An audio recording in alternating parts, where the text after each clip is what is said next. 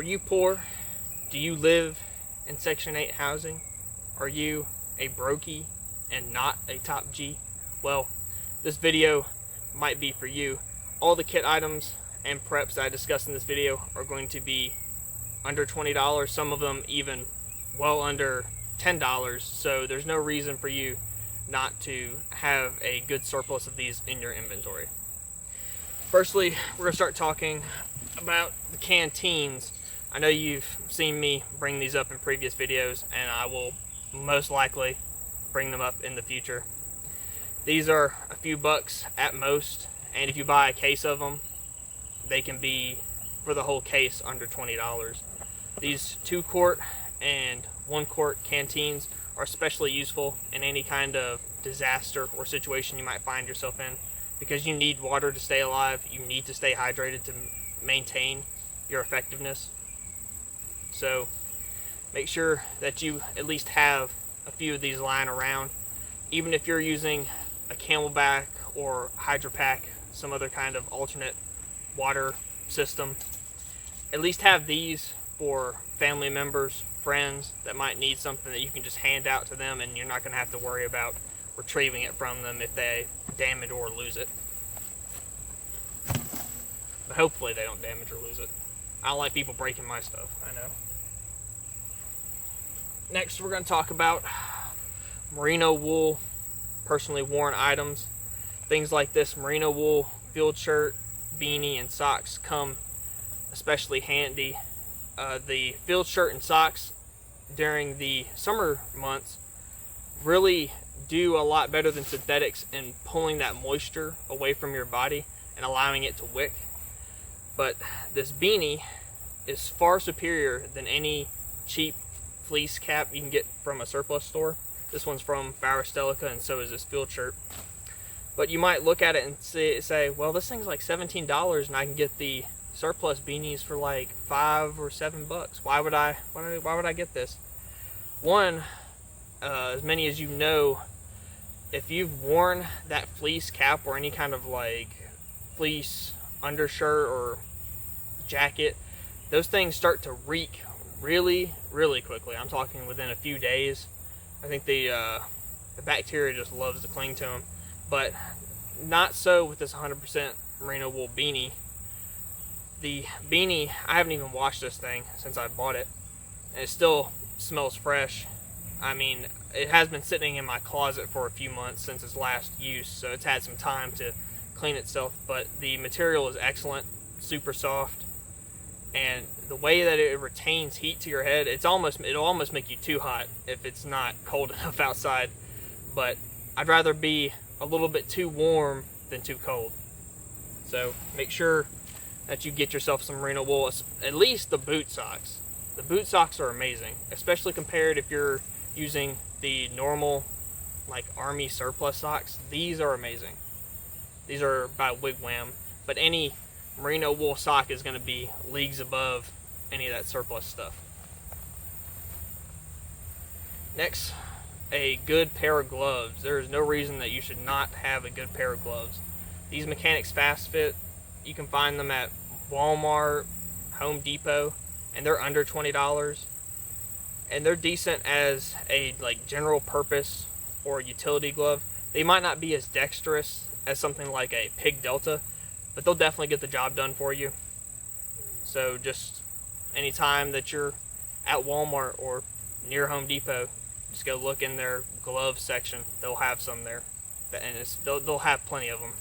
Last time I went to Walmart, they had about a box full of them, and they were on sale too. So they're normally $17, but they were $15 there, and that's when I got these ones. I was like, why not?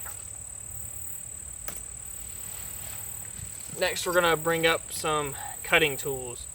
I know a lot of people can't afford something like the felling axe that I used in my previous video.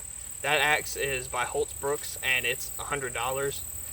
But you can do some pretty good damage with these folding saws. They're quite good. They'll handle most small to maybe medium timber. But the upside to this over something like a felling axe, even though its cutting capability of like what size you can take down is smaller, they're fairly efficient, and This one's $7, and I think this one's like $11. And this one's a little bit bigger, so you can take down some larger things with it. Yep. And just having at least one of these in your inventory during an emergency where there's fallen trees, fallen limbs, can prove quite useful. And if you're out in the wilderness, it gives you the ability to collect firewood. So make sure that you grab at least one. Next is a M16 weapons cleaning kit. This is the government issue one. This one's in new condition, but they come with all kinds of like brushes, cleaning rods, and a container to put lubricant in. These are about $15. I've seen them a little bit cheaper than that if they're used. But weapons maintenance is important, and it would behoove you to have one of these in your rucksack at all times, and then have another one at the house, so you're not having to pull it in and out of your rucksack whenever you need to clean your weapons after the range. Now, everyone should have saw this one coming. A 30 round magazine. And this goes for just any magazine for your primary and sidearm, especially the ones that are 15 rounds and above. You know, just in case the government gets a little silly about it, if you have a decent surplus of these in your inventory, you're not going to be amiss when things like that happen. And most likely case, your grandchildren will be able to use these magazines long after you're gone. So they're a good family investment. You can almost think of it that way. You know, your grandchildren might be like, man, I'm so glad that grandfather bought like 20 of these and we were able to have them. So something to think about. Now this little doodad right here is by Ozark Trail, and these are fairly cheap. You can find them at Academy Sports and Walmart, but I prefer to use these over the plastic forks and spoons, especially if you're trying to cook at camp, because those meals can get quite hot, and no one likes melted plastic inside of their food. And just even in the aspect of just eating something in general, even if it's not that hot, microplastics leaking into your food is a concern. So just carry one of these on your rig or in your ruck for mealtime. And if your buddy might have forgot his utensil, since it splits in half, you know, you've got one that you can let him borrow, and it comes with a knife for cutting up food. Next is this giant bag of beans here, and this is just to represent any kind of food or especially dried goods that you can get from a discount grocery store. This was 50 cents, and it has 170 calories per serving for 36 servings. Good amount of protein, not much else, a little bit of fiber. But with things like this, and especially other canned goods, you can afford to buy these, you know, maybe once a week, 50 cents once a week, and continue to stock up on food. This doesn't go bad till 2025, and they're sealed and it's dried, so it could probably last a little bit longer than that.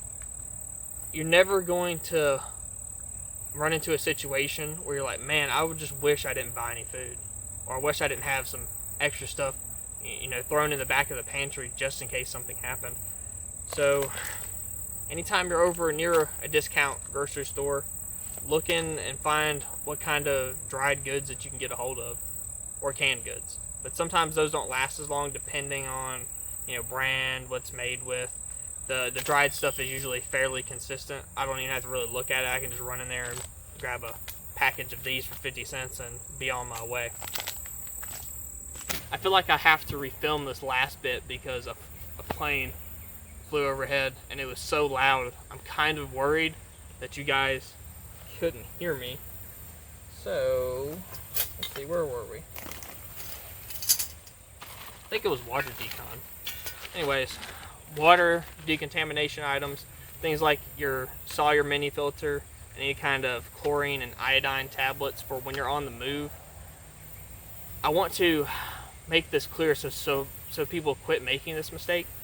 Don't just keep purifying water with these and drinking it over an extended amount of time. It's gonna really mess up your gut health, and you're gonna be sick for a couple of days after doing that. Always, always, always try to filter, then boil your water and drink it like that. Don't always rely on any kind of like chlorine or iodine tablets. Don't just use these. Try to use this first if you can. Filter it, then boil it. Then if you can't, use these. Or if it's just maybe you're using these for one day or something, you're gonna be back home or back to a safe place, then that's fine. But don't solely rely on those. It's not a good idea. You're going to get sick. There's plenty of stories of people trying that out and then they're on the toilet for the next couple of days trying to sort that out.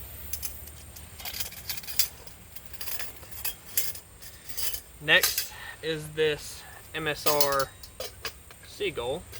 Hold on, I'm gonna put it back together so y'all can look at it.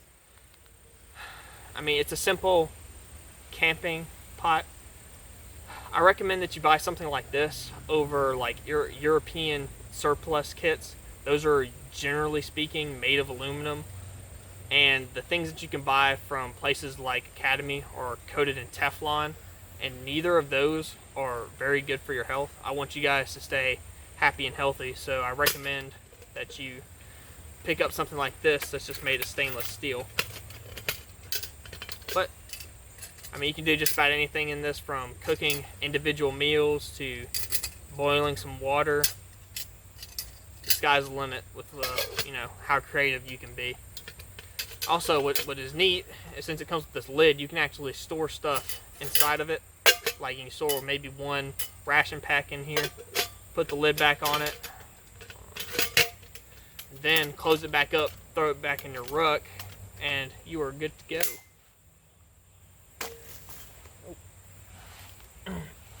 Now, this might be a little unorthodox for some of you. Cigarettes or any other kind of nicotine or tobacco product, this could include vapes, Zen gum, nicotine patches, because there are plenty of people that have this unhealthy nicotine habit, and this makes a good item for a reward, calming them down, or if you're trying to negotiate a deal with them, you can sweeten it up with some of these. You can take a good little advantage of somebody if they have this habit and they need some of these. I'm not recommending you do that, but it's an option. I'm just kidding, I'm not going to light it up. Finally, the last thing on our list is a lighter. Preferably the Bic brand. This one's from Dollar General. It's worked pretty well for me, but the Bics are only slightly, I'm talking a few pennies more expensive, and I've had these break on me before. They're a little bit cheaper construction, and the Bics have been reliable for cigarette smokers and people that smoke doobies everywhere. So there's no reason not to pick those up, like with everything else on this list. So, I hope you guys stay safe out there, and you have a nice day.